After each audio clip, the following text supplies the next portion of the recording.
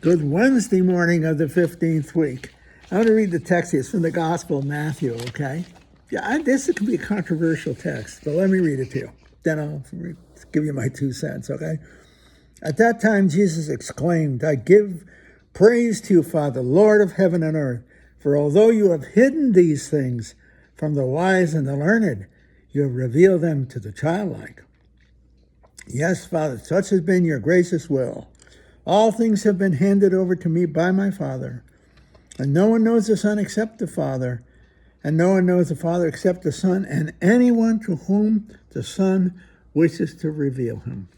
That famous line. Now, I guess, it's the first part. Praise you for although you have hidden these things from the wise and the learned, you revealed them to the childlike. Well, Matthew was talking to Jewish Christians, and I guess he was talking about the Pharisees and the learned, the scholars of the law, who, in studying them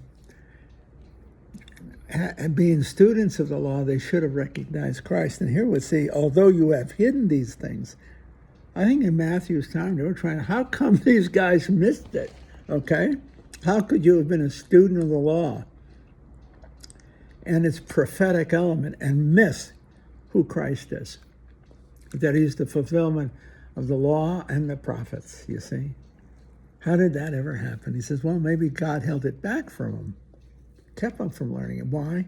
So that eventually it would go to the Gentiles. I think that's the bottom line. But I wanted to share a thought with you anyway when I read this thing this morning. He said, from the wise and the learned, you have revealed them to the childlike.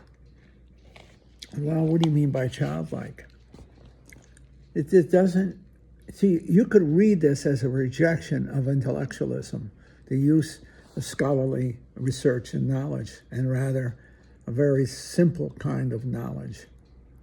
Well, you got to be careful on that, because the church from essentially day one have been the great teachers of Europe. And with the Greeks and the Romans, they built the Western civilization. The church was in the hands of the very learned from the very start. Where would the West be without St. Augustine? In the Middle Ages without Aquinas and Scotus and the geniuses. The great cathedral schools and monastery schools of Europe saved Western civilization. And out of them came the universities with their philosophy and theology. Where was Aquinas? Sciences. This is not an appeal to intellectualism, but maybe the arrogance of learning. When it says a childlike is yearning to learn, but does so trustingly. A child goes to the parent and the uncles and it goes to the generation above and asks them about things. Don't you remember? And they have this, in a true sense, childlike humility before the sources of truth and of basic fundamental trust, that the truth will be found there. Who doesn't trust the parents when they tell stories about whatever is foremost at that moment? Don't you listen to your parents? I don't mean obediently, but I can remember my father talking at the dinner table. I was in experience in paternal learning, teaching, as he would tell stories. Yeah. My mother did the same in a different way. My father was the great story teacher. My mother was a professional teacher, but my father was a waiter in a restaurant. And as one man said of him, he made the food taste better by talking to us. And I think he carried a narrative about him, a wisdom about him. To this day, I find admirable beyond admiration. He wasn't in that sense learned. He was wise. It's a very, very big difference. You could be learned and culturally stupid. The world's full of them. Somebody is clever, smart, technically acute, but have no concept of life. You can get a very simple soul who hasn't any learning at all, any professional education at all, but is very streetwise. They're in touch with the real. Anybody who is in the pastorate knows that. Very often you gain your wisdom from the simple people of God, as they articulate their way of life and as they embrace life.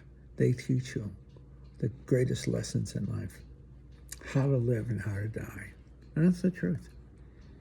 So what he was going after in this text was the arrogant learning, as it were, scholarship of the Pharisees and the scribes, who in their tremendous skill missed the point. The point is the law should point to Christ, and instead they never saw Christ. But who did?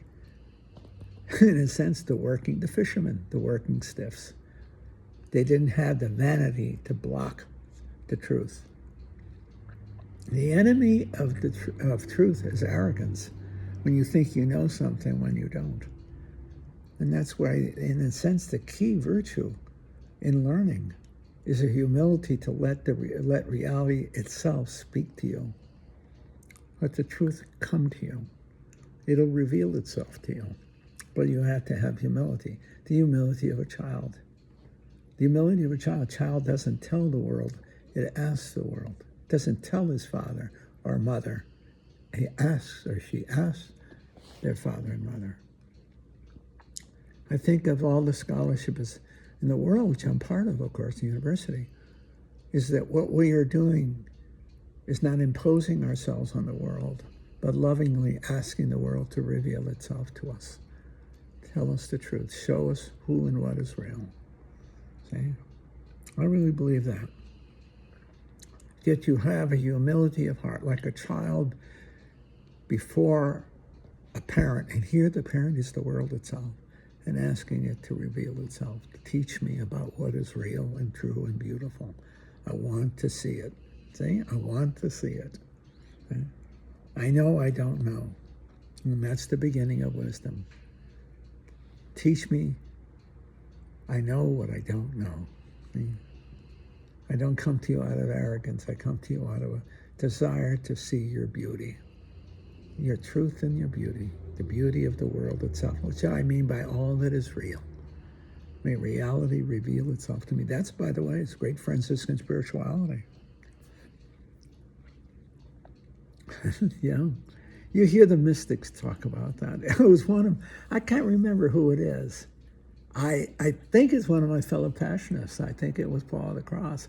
When he would take a walk, he'd something with his cane. He'd hit the flowers and he'd say, "Stop talking to me. I'm trying to." Meaning, the world was revealing itself to him, and it's humorous. It's meant to be funny, cute, beautiful. The world is speaking to him. You see. I think my father had that in him. He had a way of seeing life and asking of it only that it reveal itself to him. He didn't try to impose himself on life. He saw what was real and good and true and beautiful, starting with his family, but a world around him as well. He had a profound humility, and yet he was a very proud man. But his humility was that childlike humility. He didn't ask of life more than he could give. And therefore life revealed itself to him. My dad had a sense of what was true and good and beautiful. That's the truth. Because he didn't push himself on the world, and he didn't demand anything from the world. He simply asked. He had a way of asking the world to be beautiful to him, and it was. Starting with his family, but the world around him. My father loved the beach. He loved the water. He loved life itself. Our backyard in New Haven was a floral garden. If there was an inch of dirt, there was a plant on it. He had to see it. He thrived on life. He thrived on it. And he brought life to anyone. The guy in the restaurant said it. He brought life and beauty. He even made the food taste better just by talking. That's what I think, too. That's neat, isn't it?